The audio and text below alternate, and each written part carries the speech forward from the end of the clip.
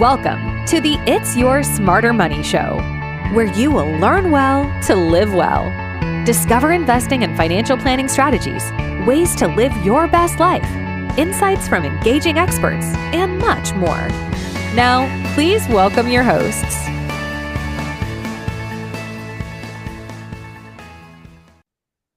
Hello, welcome. I'm Dr. Laura, and this is Professor Steve, and we want to discuss the fact that international diversification still has a role in everybody's portfolio.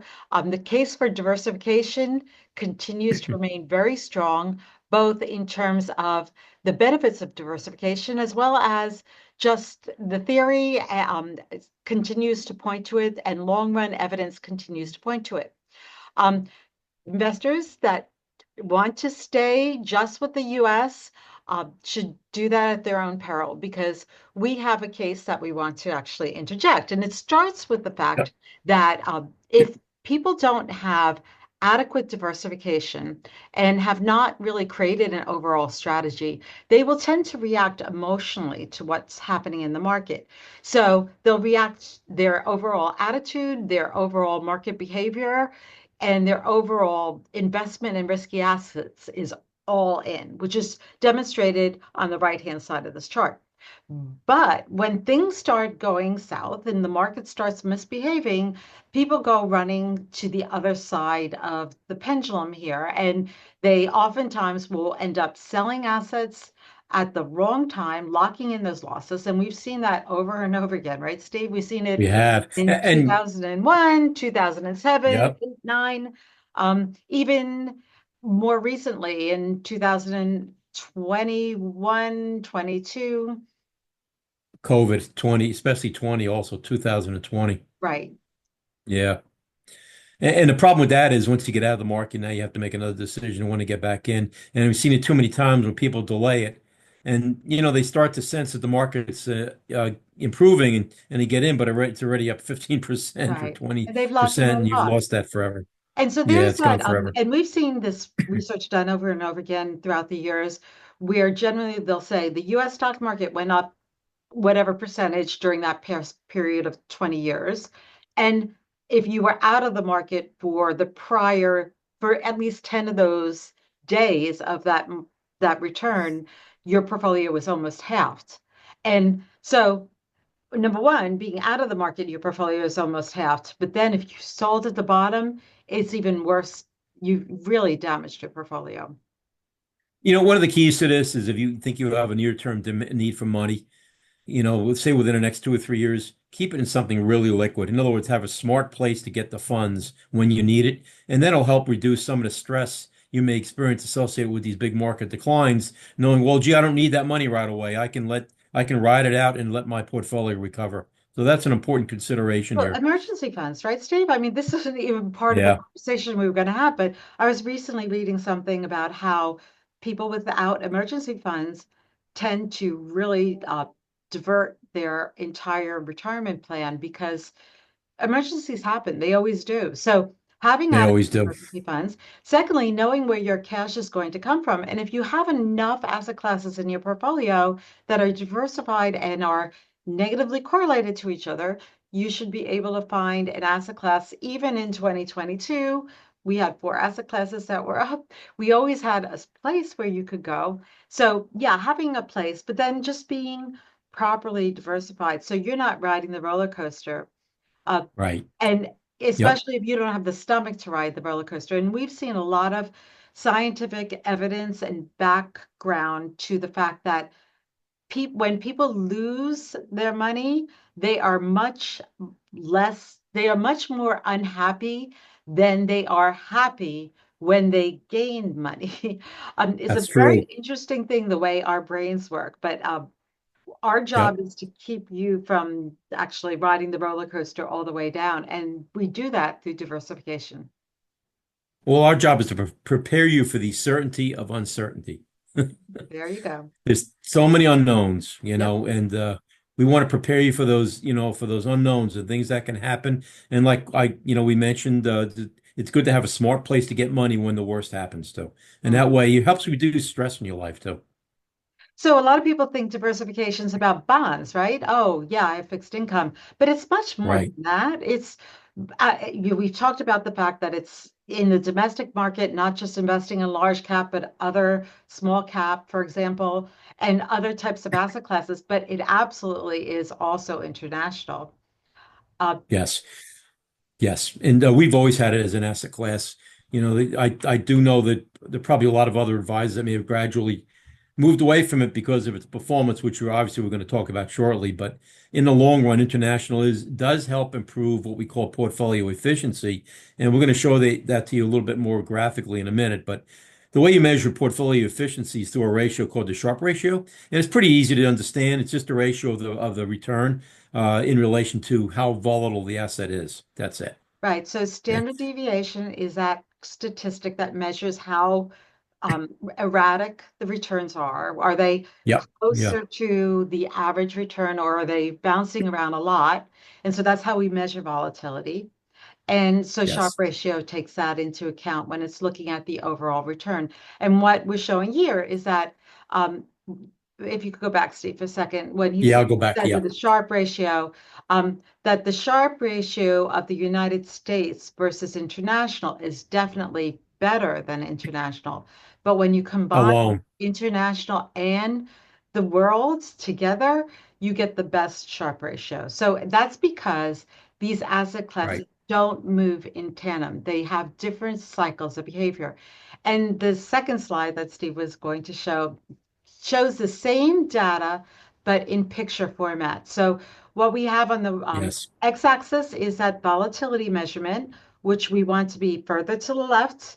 On the y-axis, we have return. Of course, we want to be higher on that. And so when we look at US, we say, oh, gee, US is kind of nice. It seems to have the highest return in that blue triangle in the Right. middle. And non-US, a little bit low return, right? It's a lot lower. And it is so relative because you notice the Yeah. axis is kind of compressed. But Yeah. when you add them together, you would think that you would end up somewhere in between the US and non-US, right? Like wouldn't like just Yep. logically you would You think would that think that. the star should be somewhere between the triangle and the circle, and it's not. It's Yes. all the way pushed out, even less volatile than the triangle um, and almost Yes. equal return. So if you could get an almost equal return with so much less risk, why wouldn't you do that? And this period of time is Yeah. from the 1970s to 2025. So this is a nice period of time that includes the most recent years, and it still points to diversification does give you a better return with less risk. And I want to argue that some of this in terms of the United States' performance, may be an illusion, at least the difference between that and international, but we'll get to that. There's a reason for that. Yes. This slide actually talks to home bias. It's a little bit old. So the first bar of the orange bar shows that the United States companies make up around 51% of all of the companies throughout the world. That's not true anymore. Over the past 5 years, especially, the US has mushroomed, and I think it's more like 60% now. But Yeah. still, the Right. relative comparison of what's going on here is still important to see because it hasn't changed. Basically, what this shows is that while the US has makes up 50% or 51% of the world in this context at this time frame, US Yep. investors put 80% of their investments in US only stocks.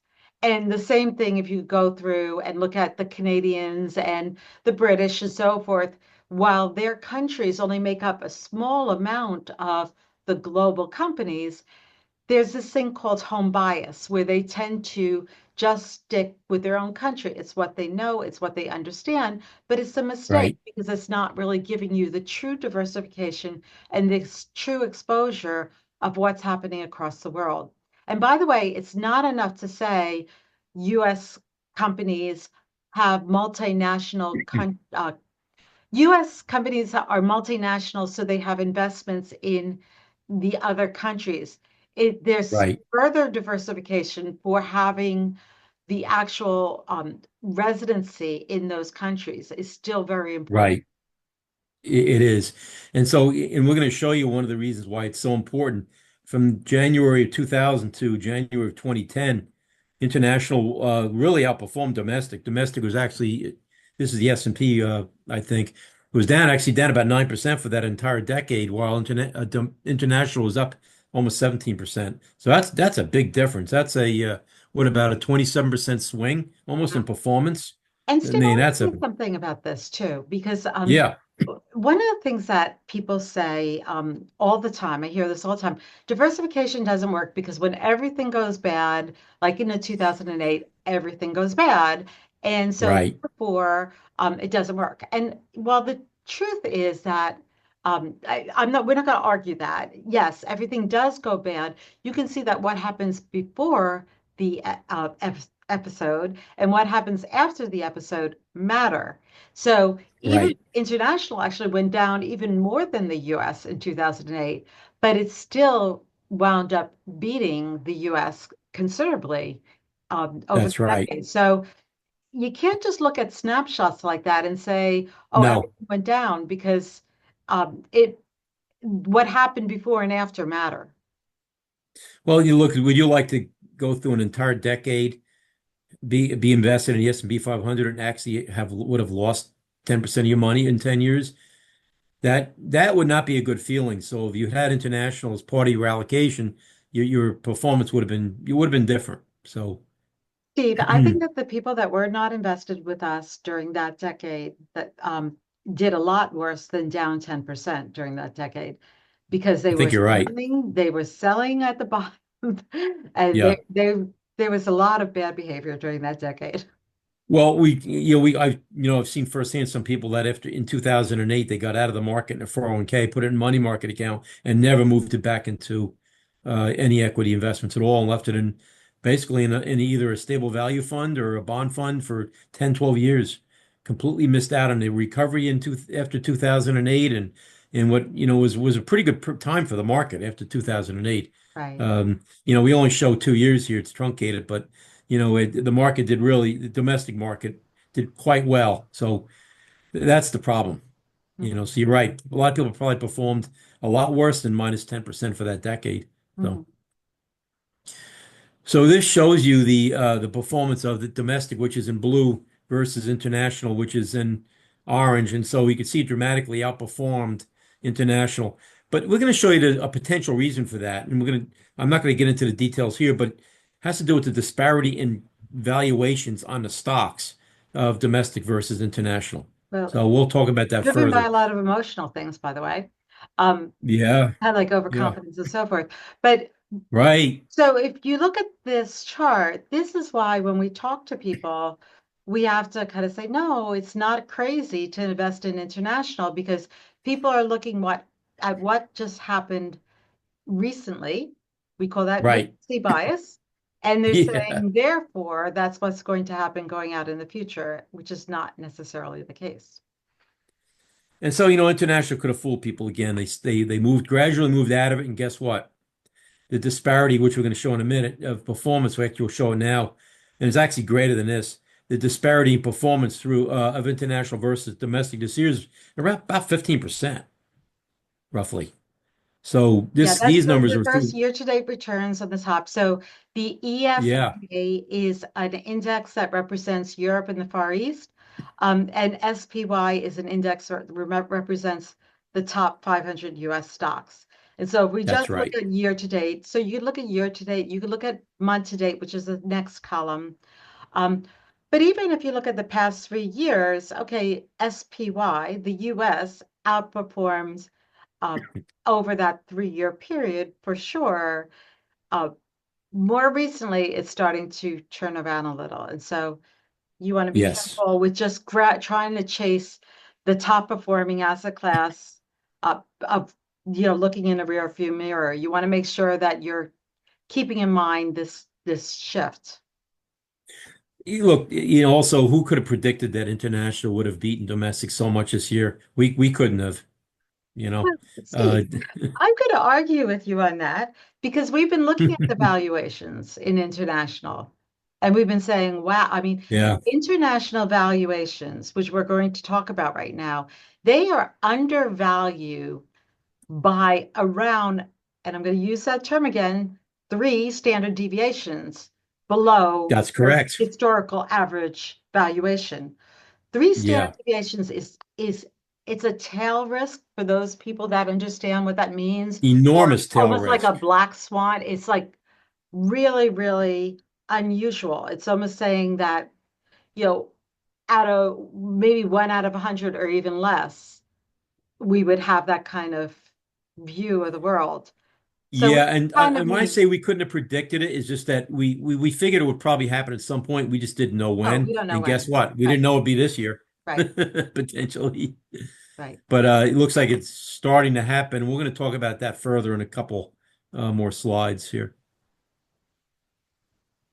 And so this sort of backs up some of the graphs we showed you earlier. You can see, of course, international is in orange and domestic is in blue. And from 2002 to 2007, international dramatically outperformed domestic, but then that was reversed since 2008. And international didn't perform that well, about 5% a year, roughly, or I should say 5% total return. Uh, so but you're going to see something here. This rotation has happened a few times. So you can see from 1970 to 79, international outperformed.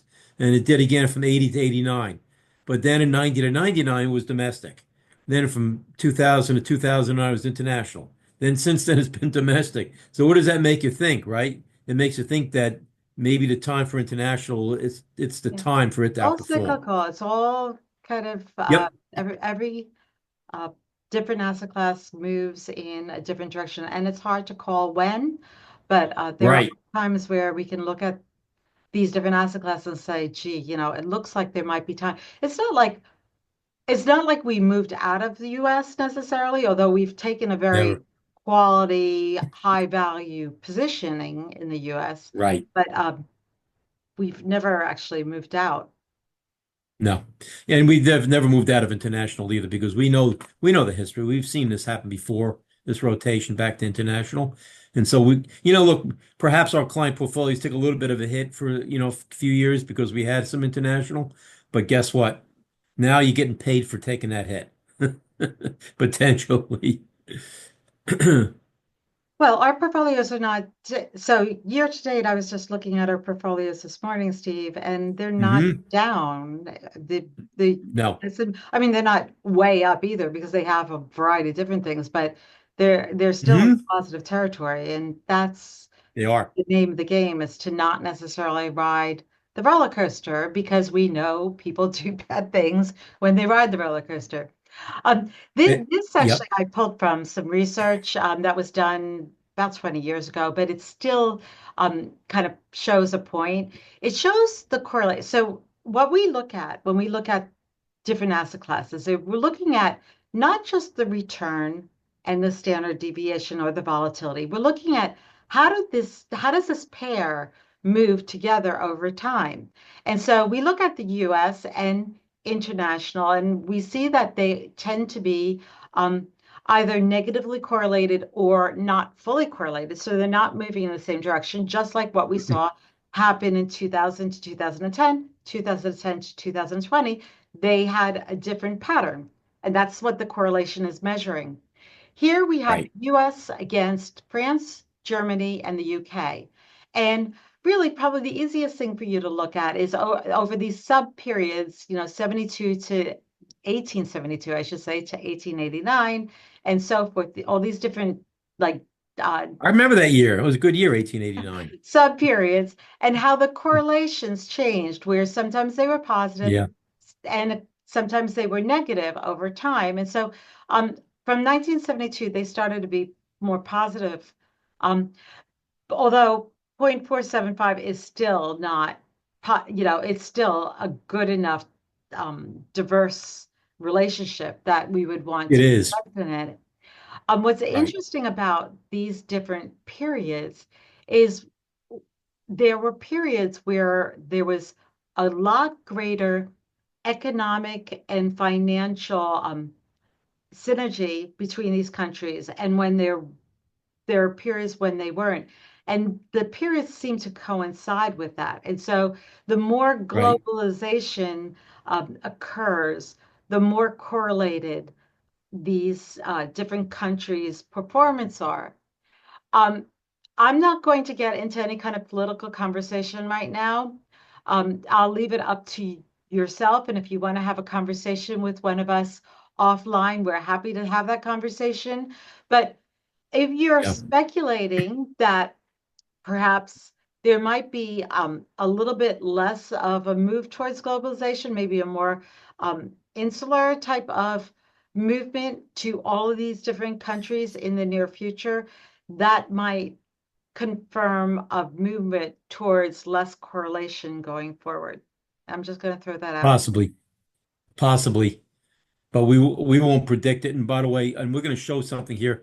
So domestic and international were pretty highly correlated since, well, this shows since 2022. But you can see here the correlation has dropped dramatically, beginning right around maybe March of 2024 or so. The correlation has dropped, which means international is dramatically improved diversification on our client portfolios. And part of that's because international's been performing better, especially this year, of course.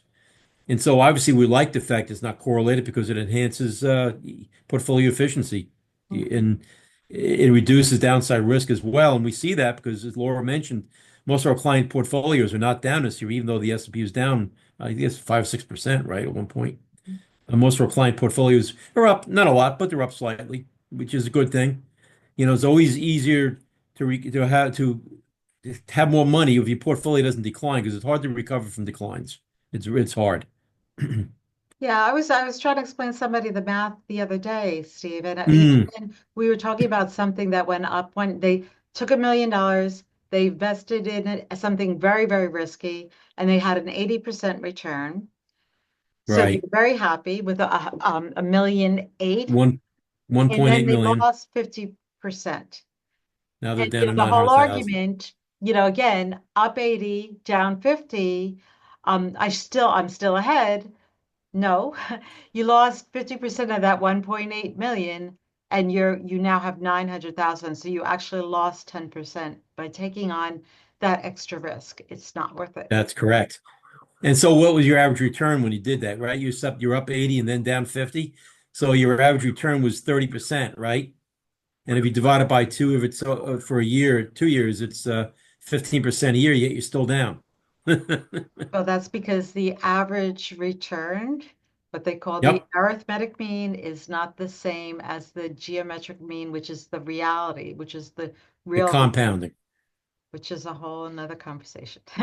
But It sure is. volatility just really does damage, not just to your psyche and making you do emotional things that you should not do, but it also Right. really does do damage to your portfolio. And a lot of people don't realize it because they don't see that they're just looking at average returns over year to year to year and not looking at it over time. The compounding. Yep. And so this shows the actual performance of our international holdings in relation to the S&P 500 index. And this was, I think, through March 11th. And you can see here that our holdings are really outperforming the S&P this year. Hopefully it'll continue. I mean, I don't want the S&P to not perform well, but I'm just hoping that if the S&P does continue to perform in a volatile fashion like we've seen and perform poorly, that our international helps make up some of that ground. Uh, that in performance that you would expect on your portfolio. And you can see here it's broken down into we have a large cap international index we use, which is the symbol is IEFA. It's an ETF. We use the DFA institutional international small cap value. We're going to explain why we use that. And also we have the Pacer uh, developed markets, and they look for companies that have the highest cash flow in relation to enterprise value as well. So. And those are our three principal holdings in international. With the value tilts, value and quality tilts. That's correct. The only one isn't really is the IEFA is kind of a blend, but the Right. other two are value to it tilts. Yep. And so what's interesting is you look at the the top 10 holdings, what percent they represent in each of these indices. The top 10 stocks in the S&P are almost 37% of that index, Is which the is blue really, line. So the blue line represents the US domestic large cap stocks. yep, yep. And it's principally those seven, the Mag 7, the media likes to call them, and three other stocks, but it's almost 37% of the S&P, which shows that it's not a diversified index at this point. And that I think reflects some of the volatility we're starting to see in it because these some of these companies, for example, Tesla and Nvidia have been hit pretty hard in some ways. But you also see the greater diversification of, for example, the international small cap, which is in light blue on the bottom, the Pacer cash flow based international ETF, and also the IEFA index. And you see the difference. I would say that the Pacer is most concentrated because they only invest in the top 100 companies for free cash flow. So maybe, I don't know, like 11, 12%, actually maybe 20%, I should say, is in the top 10 companies, top 10 holdings there. But this concentration for the S&P 500 is scary, in my opinion. So the other thing that's interesting is a lot of the return in an academic study I read of the difference in return of the S&P versus international over the last 20 or 30 years has been because the difference in the way the stocks are valued. And one of the principal ways you value stock is through something called price to earnings ratio. And so that's the price of the stock on the market in relation to their earnings. And so you can see the S&P is around $27 roughly for each dollar of earnings. That's really expensive. And so you can see the difference with the EAFA index, MSCI EAFE index, which is 15 or 16, the International Small Cap Value, which is about 10, and for the Pacer, which is about 10 as well. And so the average differential in return over the last 20 or 30 years on international versus domestic is about 4% a year. If you take away this expansion in the valuation of the stocks, it'd be close to about 1% a year. So the issue there is, can the valuations for domestic stocks continue to increase? Odds are very low. And like Laura mentioned, I bet you it's a what, a three sigma or three standard deviation event probably. So the odds are very low. So this is a good indicator that international could continue to perform well in relation to domestic in the next few years. And Steve, I don't want to complicate things, but I do want to say regarding the S&P 500, the top yellow line, Mm, we showed you the slide before this that showed that it was this particular index is heavily concentrated in the 10 top stocks. And those yeah.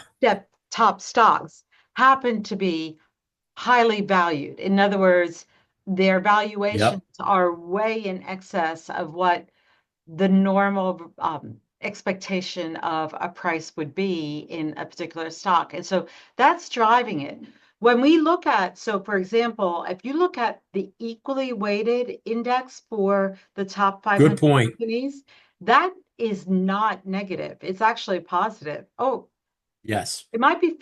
flat but it's definitely not that bad because it's much more broadly diversified across all the top 500 companies, as opposed to this index that's very heavily weighted towards those top. So it's those top companies really that everybody has seemed to love, that we've kind of stayed away from more recently, or, not that we're not invested in them, but we're invested in them at a much smaller amount uh, because of their valuations and our concerns with them being a little too far over their skis, if you will. Yeah, our domestic large cap holdings are much more diversified than the S&P 500. Yeah, and we have a much lower percentages in the Mag 7 and these 10 stocks that are so crazily overweighted in the S&P 500. So let's talk about why do we think internationals perform better? Well, there's a couple of reasons potentially. Valuations we mentioned, but also some of it's a currency effect. And so the dollar has weakened in respect to the euro. So that's at least that's one currency we're showing here. Um, and so you can see the difference right now. It takes $1.08 to buy a euro, which is a weakening of the dollar. So that does help domestic investors in international stocks. Okay. So that has provided some wind from the rear, but there are some headwinds that we always want to be cautious about with international. Well, we don't know, we can't predict the future, but one thing that's interesting is that about 25 years ago, the US's GDP was about the same as the Eurozone, which is now, but now the US's GDP is about double the Eurozone, which is really interesting. So the US has grown much more quickly than the Eurozone has over the last 25 years. And so you can see even here of late, the GDP growth in the United States has been higher than Europe and a lot of so I have let's see, I have Germany and the Eurozone here and the UK. So it's been much higher. So that also leads us to believe that the strong possibility that that could change and it could be some rotation back to these countries. But A this is lot what's of that is happened. the whole AI play. It's all the technology in the AI play. Hmm. And I do want to say that the economists that I listen to, all of them are still forecasting a global growth in GDP across all the countries. They believe Hmm. that the US is going to be a contributor to that growth, by the way. So for those people that are Yep. concerned about a recession, which I'm not saying couldn't happen, the economists are still looking at the fundamental hard numbers, and they're saying it looks like we still have growth in all these Yeah. countries. So that's Yes. exciting. Yes. And so another potential headwind, not for international investments necessarily in general, but for a couple of the countries within these indices, are the cost of energy. The United States is still, energy is pretty inexpensive in the United States, roughly 18 cents a kilowatt hour for electricity, versus I'm going to really focus on the UK and Germany.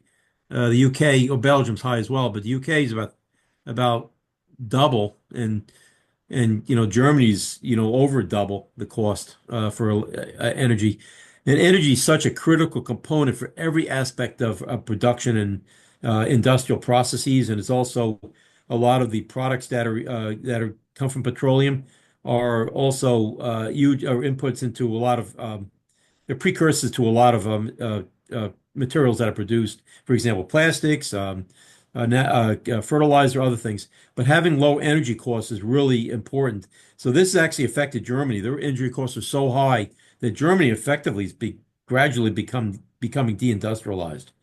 But I'm not overly concerned about our international investments because we are diversified by country. So despite perhaps Germany not being the industrial power it once was and maybe having a GDP that doesn't grow as quickly, we have other holdings within our international investments. So And the Europe and countries we have, rotate constantly. I mean, if you look yep, at I was looking at the top country that performed last year. It was Singapore, of all things. there There's you go. it's always moving, and that's why we do have in our selections, we do have some of the Far East, not all of the Far East, but some of like Japan Yes. and Singapore and some of the more developed countries are in our indexes. So now I want to mention something that we've talked about I think before, but we'll bring it up again. Is a lot of advisors believe in using emerging markets funds, and they use them principally because the belief is they improve portfolio efficiency by having a lower correlation with domestic investments as compared to large international companies. But we've never really cared for emerging markets for a couple of reasons. But let's first talk about what we use instead of it to improve portfolio efficiency, and that's international small cap value. And you can see here the correlation of international small cap value versus domestic, and also emerging markets versus domestic. And there is somewhat of a difference. Emerging markets are somewhat less correlated, but international small cap value does provide probably enough of that lack of that correlation to help improve portfolio efficiency. But what's really important to look at is the disparity in the performance of international small cap value versus emerging markets. And this goes back to around 1993. And you can see the difference in an international small cap value, which we use, you would have earned about 1,060% in terms of growth, total growth, whereas in emerging markets, about 476%. So that's a big difference. So in our mind, it's well worth taking that hit in terms of difference in correlation of about zero point 0.1 basis points in terms of correlation to get this additional performance that we've gotten from international small cap value. But there's another issue. International emerging markets tend to have a high percent of their holdings in China. And it's hard to tell from this chart, but if you look at the black bar there, that represents the exposure of the average emerging markets fund to China. It's about maybe 25 to 27%. And I'm really deeply concerned about the political risk associated with China. Look, I just saw yesterday, which was kind of shocking, that China has these barges and these other bridges that they actually could use if they wanted to invade Taiwan, go across that channel and actually invade them from the beaches. Now, I'm not saying they're going to do that, but it is a major concern, and China is a major competitor of the United States on a military standpoint right now. Their Navy has about 370 ships. We have about 285 or 290. So the question is, why is China building up a Navy so quickly unless they intend to use it? And I'm really concerned about that. And if they do decide to invade Taiwan, I think you're going to see a big problem with a lot of investments that have been made in China. They could nationalize them. Who knows what could happen? So we don't like emerging markets. And there's other countries here Well, they too, also which don't disclose the just lack of disclosure. It's not just the political risk. great point, Laura. It's we really don't know what some of these companies are doing, and some of them are nationalized. It's just really, really hard to look at a company. We don't have the financial statements that No. we have in the United States or anything to really determine if anything is overvalued or correctly valued or that type of thing. And look, I don't want to get political either, but I'm still concerned with a country that actually employs slave labor with the Uyghurs in China. That's really a big concern. And a country that's willing to do that, I think, is a huge political risk going forward. So, ultimately, I don't think there's a lot of value in using emerging markets versus what we use, which is international small cap value. Now, just to put this into context, our large cap holdings have almost nothing in China, and that's through the IEFA ETF, which is based on the MSCI EAFE index. And our international small cap value pretty much has nothing in China as well. And our international small cap value sticks to developed countries, countries with stable political systems, and the countries that are less likely to nationalize industries and really hurt investors. And you also have a stronger view toward contracts. Thanks for listening to the It's Your Smarter Money Show. If you found this episode valuable, please like and subscribe to our channel. Until next time, learn well, live well, since, after all, it's your smarter money. Thanks for tuning in, and we'll catch you in the next episode.